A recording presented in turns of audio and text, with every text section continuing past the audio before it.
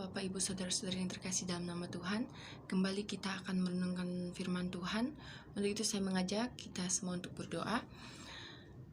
Bapa kami yang surga, terima kasih Tuhan buat hari ini. Kiranya Tuhan menolong kami akan mendengarkan firman Tuhan. Kami akan merenungkan sedikit firman Tuhan, biarlah Tuhan yang memakai kami, sehingga firman-Mu tidak hanya berlalu begitu saja, tetapi boleh kami aplikasikan di dalam kehidupan kami. Terima kasih Bapa yang baik, hanya dalam nama Tuhan Yesus Kristus kami berdoa. Amin. Shalom Bapak Ibu terkasih dalam nama Tuhan kita Yesus Kristus. Pada saat ini kita akan belajar firman Tuhan yang terdapat di dalam Matius pasal yang keempat, ayat yang pertama sampai dengan yang ke-11. Kita bersama-sama membuka Alkitab kita. Saya akan membacakan untuk kita semua di ayat yang pertama dan yang ke-11. Demikian firman Tuhan.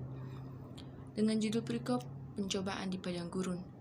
Maka Yesus dibawa oleh Roh ke padang gurun untuk dicobai iblis. Saya akan baca ayat 2 juga. Dan setelah berpuasa 40 hari 40 malam lamanya, akhirnya laparlah Yesus. Ayat yang ke-11. Lalu iblis meninggalkan dia dan lihatlah malaikat datang melayani Yesus. Amin. Bapak Ibu Saudara-saudari yang terkasih dalam nama Tuhan, ketika kita di dalam sebuah komunitas, kita seringkali tidak mau diganggu ketika kita melakukan sebuah tugas. Tetapi kita berbeda daripada Tuhan. Tuhan tidak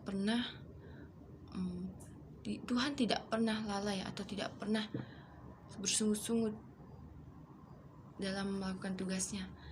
Di sini kita belajar bahwa di pasal 4 ini, ayat yang pertama sampai dengan 11, kita belajar bagaimana Tuhan Yesus setia kepada Allah Bapa dalam dia berpuasa selama 40 hari 40 malam. Tuhan Yesus tidak makan, tidak minum, tetapi Tuhan Yesus tetap mengandalkan Tuhan, tetap mengandalkan Allah Bapa.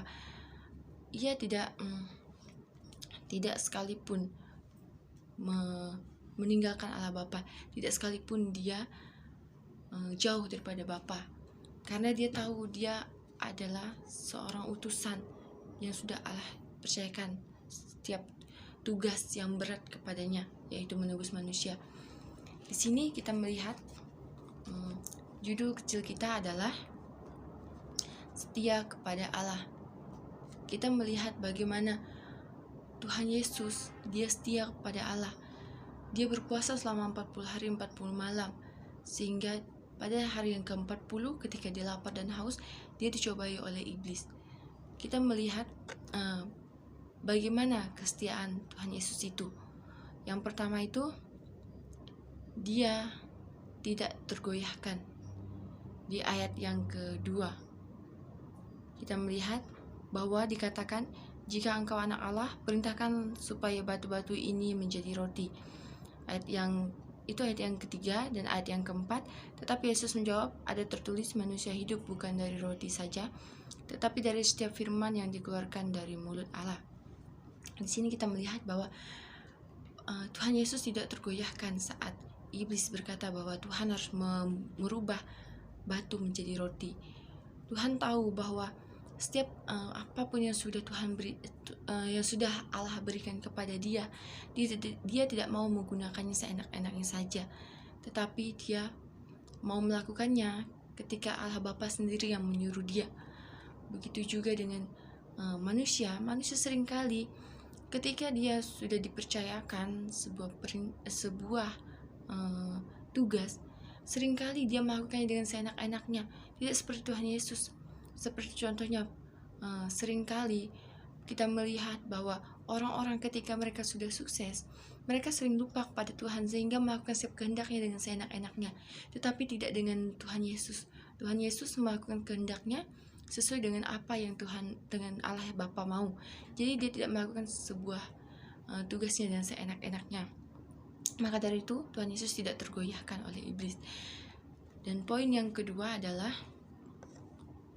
di ayat yang ke-6, lalu berkata kepadanya, jika engkau anak Allah, jatuhkanlah dirimu ke bawah, sebab ada tertulis mengenai engkau, Ia akan memerintahkan malaikat-malaikatnya dan mereka akan menantang engkau di atas tangannya, supaya kakimu jangan terantuk kepada batu. Yesus berkata kepadanya, ada pula tertulis, jangan engkau mencobai Tuhan Allahmu. Yang pertama tadi, tidak tergoyahkan. Yang kedua, jangan mencobai Tuhan Allahmu. Itu kita melihat bagaimana Tuhan ketika dia dipercayakan untuk sebuah perintah dan tugas tanggung jawab yang begitu besar.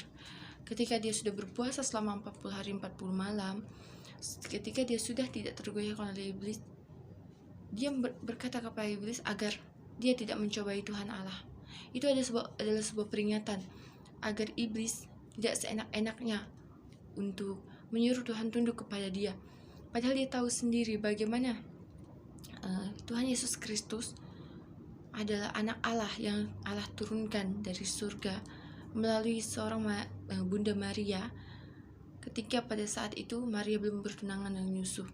Di dalam Matius pasal yang ke-1 ayat yang ke-18 sampai dengan 25 itu mengisahkan bahwa Maria melahirkan Tuhan Yesus Maria mengandung Tuhan Yesus pada saat dia belum pada saat dia belum menikah dengan Yusuf. Dia baru bertunangan dengan Yusuf. Kita melihat kalau kita pikirkan secara manusia, tidak mungkin seorang yang masih perawan mengandung seorang anak. Tetapi di sini mukjizat terjadi bahwa Tuhan Allah mempercayakan Maria untuk untuk melahirkan seorang putra yang dia utus untuk menyelamatkan umat manusia. Jadi di sini bahwa Tuhan Allah menegaskan atau memperingatkan iblis agar dia tidak mencobai Tuhan Allahnya. Jadi pada saat hari ini kita berpikir bahwa dalam kehidupan kita seringkali kita mencoba-cobai Tuhan. Kita berdoa dengan tidak baik, kita berdoa dengan tidak hormat di hadapan Tuhan, kita melakukan sebuah tugas kita dengan hanya formalitas kita, melakukan ibadah kita dengan tidak sungguh-sungguh, tidak mempersembahkan tubuh kita sebagai ibadah yang sejati, tidak merenungkan firman Tuhan dengan baik. Itu adalah sebuah sikap bahwa kita mencoba-cobai Tuhan kita. Tuhan mau supaya kita datang kepada Tuhan dengan mempersembahkan tubuh kita dengan baik, mempersembahkan hidup kita kepada Tuhan dengan sungguh